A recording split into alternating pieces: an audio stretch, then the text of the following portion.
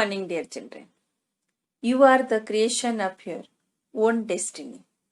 With this beautiful quotation, we'll start our lesson today. Okay. So, the basics of operating system. Today we'll cover functions of operating system, device drivers, and types of operating system. Okay. So, what are the basic functions of operating system?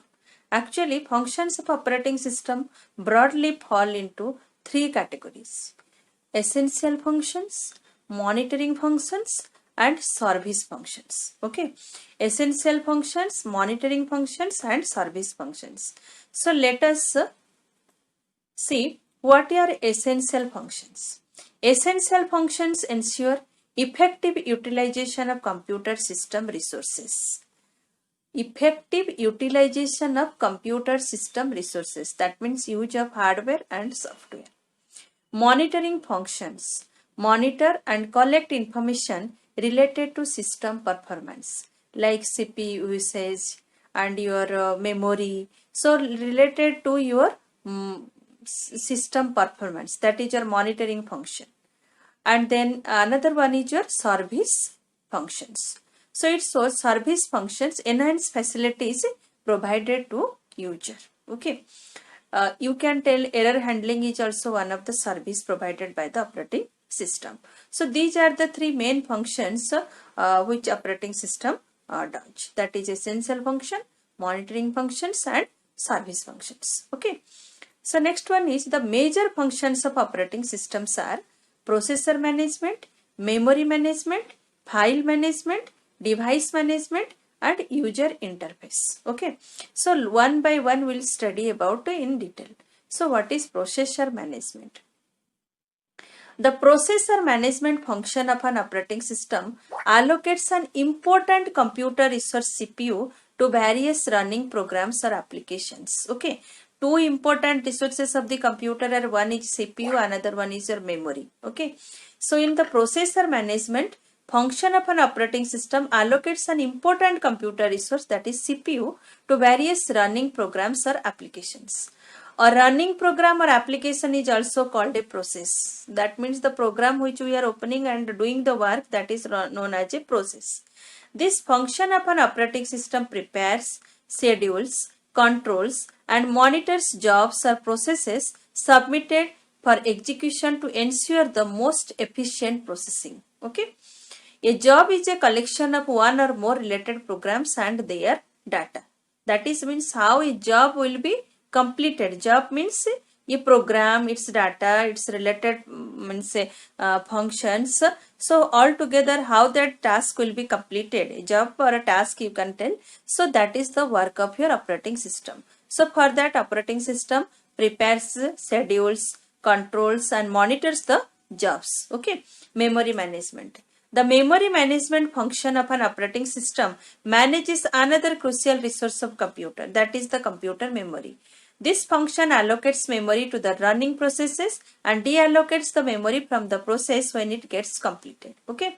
Suppose how this memory management, you know that all of the whatever program will open, that will come from your hard disk and it will reside in the RAM. Okay, suppose at a time we are using 2-3 programs simultaneously. So now it is the responsibility of the operating system to allocate memory to each and every program and deallocate. Suppose one program you have completed and closed, then the memory will be deallocated.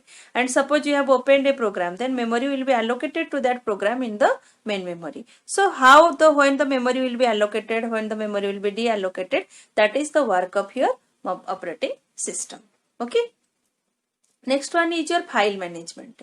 The file management function of an operating system governs the permanent storage and retrieval of data from or to an external storage device. Okay. Suppose when you are saving the file, you are giving a name and saving it. Okay. Where it goes? It goes to the hard disk. Okay. So means the hard disk is the largest secondary storage device you can tell. so what we are using in our daily life. Okay, so how the file will go from main memory to your hard disk, that is the responsibility of operating system. Okay, sometimes you are storing your file in a desktop, sometimes you are storing your file inside the document, sometimes you are storing the files inside, you are making a new folder, inside that a subfolder, then you are storing the file. So how the file will go and store in a particular location, that is the work of your operating system. Okay, and again sometimes you are opening the files also, so the how the file will come from hard disk and it will reside in the RAM for the user's use, that is also work of your operating system. So both retrieval of the data and storage, permanent storage, both the work is the responsibility of the operating system. It ensures the proper saving of data at the appropriate location. Just like I told, sometimes you are storing it in C drive, sometimes in D drive, sometimes in external storage device, sometimes you are storing it in pen drive also or flash drive. So how the file you will will be stored in that particular location or in a particular device, that is the responsibility of operating system. It is also responsible for the retrieval of data from the storage device. Suppose you are using a pen drive to open your file, so that will be also handled by the operating system. The file will come from the pen drive to the RAM, so and it will come and reside in the RAM so that user can use it. Okay, so all these things, the retrieval of the file and the saving of the file in the external device and any other storage device is the responsibility of operating system. Okay, device management. This function of an operating system is responsible for proper handling of input and output devices. This function ensures smooth reading of data from the input devices and sending the data to the correct output devices. Okay, so this function, sometimes you are giving the printing command, so the file is going for printing. Sometimes you are giving the command to see it in the display monitor only. So as you are sometimes are sending your file to flash drive to store in external device, sometimes you are sending your file to store in a transfer to a CD-ROM. So as you are using the device, how the device will be managed, so that is the responsibility of operating system. So operating system manages all the device attached to the computer. This function of an operating system is responsible for proper handling of input and output devices. This function ensures smooth reading of data from the input devices and sending the data to the correct output devices. Okay. User interface. That user interface icons are there and we are clicking and the program is opening. So the operating system establishes standard means of communication between users and their computer system. It does this by providing a user interface and a standard set of commands that control hardware. Okay, so user interface, that means when user interacts with the hardware to means run the computer. Okay, so it does this by providing a user interface and a standard set of commands that control your hardware. So these are the important functions of operating system. Now come to the device driver. What is this device driver? Many devices were attaching to our computer and then working. Sometimes speaker, sometimes printer, scanner, other devices are also there. Maybe it will be input devices, output devices, or storage device. Okay, so that is for to manage the device or to make it function, we need a special software that is known as your device driver. Suppose you will bring a printer from the market and it will just plug in to your computer, it will not work. Okay, it will first tell you to install the printer program. So that what will happen, if you will, whenever you will install the program means that printer, then the program will required to function that device will loaded. Okay, loaded in the computer. Then operating system will manage that how the device will work. Okay, so a device driver is a group of files that enable one or more hardware devices to communicate with the computer's operating system. Okay, it is a device is a group of files that enable one or more hardware devices to communicate with the computer's operating system. Every device is unique and works in a unique way. That is also speaker is used for listening songs or voice, and then your printer is used for printing, your scanner is used for scanning. So every device is unique and works in a unique way. Okay, thus to help an operating system interact with it, every device comes with a specially written program called device driver. So that is special written program which is required to run that device is known as your device driver. Okay.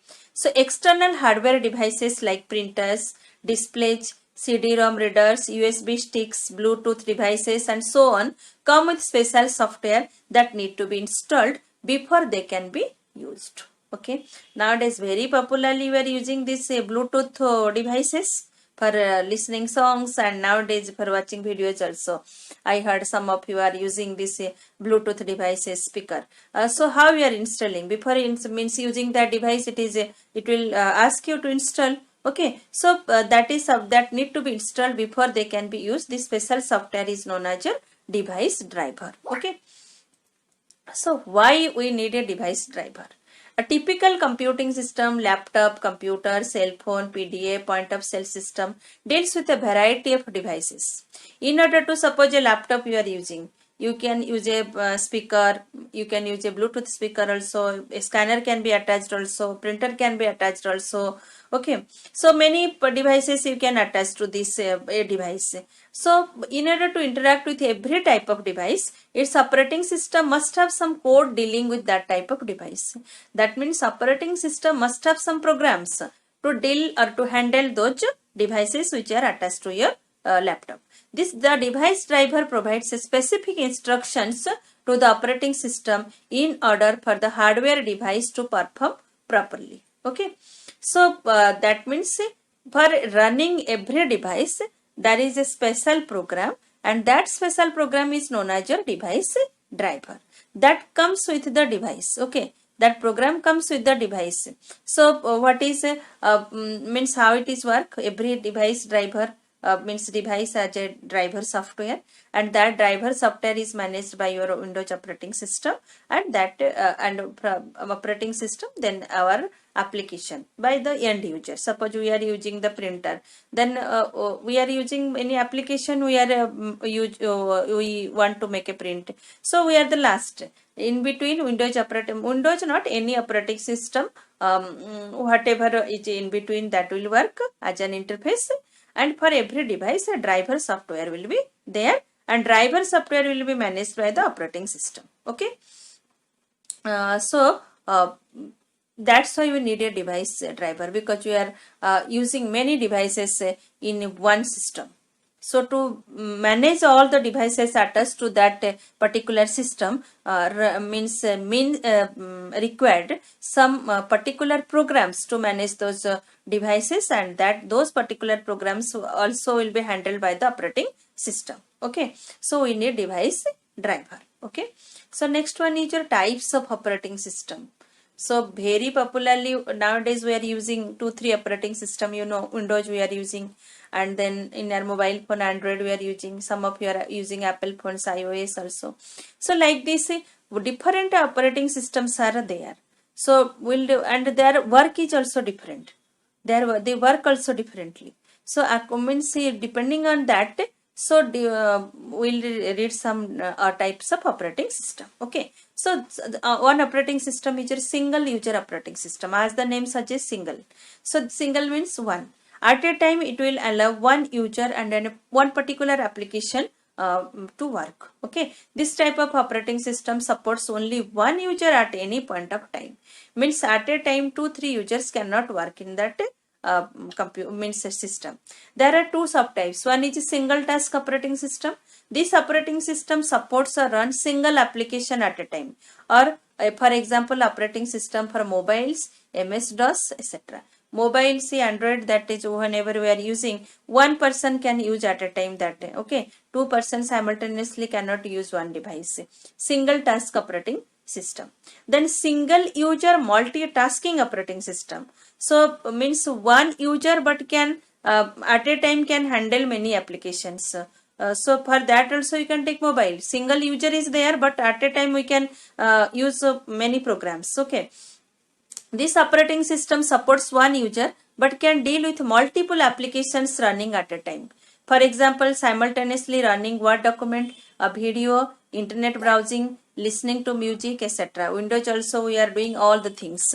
We are at a time we are doing the typing work, listening the music also, doing the internet browsing also, watching a video also by switching one by all the programs we are opening and switching one by one and watching. But multitasking. Okay, more than one task can be performed at a time. So example of this type are Windows, what we are popularly using, Windows Vista, Windows 7, 8, Linux, Mac operating system, Leopard, etc. These all are your single user but multitasking. One user can use at a time, but that user can perform several programs at the same time. Okay, so that is your single user multitasking operating system. Next one is your multi-programming operating system. Multi means more than one program. Unlike single program operating system, this is multi-user operating system. More than one user also used. It supports multi-programming, that is, more than one user can be supported by it.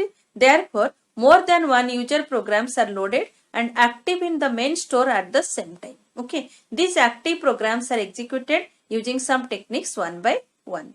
So Unix, Linux, IBM ACE, 400, etc. are multi-programming operating. You can tell multi-programming and multitasking operating system. More than one user can work in a single means using a single operating system, and whatever the user needs the program, all the programs will be loaded in a single system, and all the users will use it. That is multi-programming and multitasking operating system. So another one is your time sharing operating system, very important for time sharing operating system. So what is time sharing operating system and why will use it? You know that CPU works very fast. Okay, means say 1 million, 1 billion, 1 trillion of instructions can process per second. So depending upon the computer's processing speed, that means it is very fast faster than the human being. But sometimes what happens when we are giving the input, we are very slow. Okay, we cannot be like a computer. So what happens? CPU time is not utilized properly. Sometimes CPU has no work and it waits for the input. When the input will come from the user, then the task will be performed. Most of the CPU time becomes misutilized or unutilized, you can tell. So to utilize the means whole performance of the CPU, what happened, we can at a time assign CPU through more than one task, so that CPU will be busy in doing the task. Okay, no time it will get to for setting idle. Okay, so for the time sharing operating system, if 3, 4 or more than one task will be provided to the CPU, so how the CPU will do the work? It will divide the time in, suppose 3 tasks given to the CPU at a time, so it will 1000 instructions can be processed per second, so it will assign some time, equal time, or accordingly it will divide the time and assign to each process. Okay, so if suppose one task input operation is going on, so the CPU will switch to the next task to do the performance, to do the task, complete the task. Suppose for the third system, if 2 are input is going on and if CPU has no input, so instead of sitting idly or waiting for the input to complete, it will switch over to the next program to complete. Okay, so that means CPU time will be fully utilized. So for that, more than one task will be assigned to the CPU at a time. Okay, so time sharing enables many people located at various terminals to use a particular computer system at the same time. Processor's time is shared among multiple users simultaneously, termed as time sharing. Each active user program is given a fair share of CPU time. If the time elapses or an input-output operation is requested, CPU shift over to the next job waiting and the previous program is put to wait or handed over to the input-output manager. Okay, that means CPU will leave the task because unless the input operation is complete, CPU cannot do the work. Okay, so it will wait till the input operation complete by the user. So instead of that time, if suppose input operation is going on, so it will switch to the next program which is waiting, so to do the work. So most of the CPU time will be utilized. So for that, means to utilize the full CPU time, time sharing operating systems are used. Okay. So examples are BSD, Unix, NOS, V, Jenny, etc. Okay. So these are the time sharing operating system. More operating systems are there. We'll read it in the next class. Okay. And I hope all of you understand, because this is an important chapter, and you should know about it. Okay. Thank you all. Have a nice day. If any doubt, you can ask in the campus care. WhatsApp groups are also there. You can ask questions there. Okay.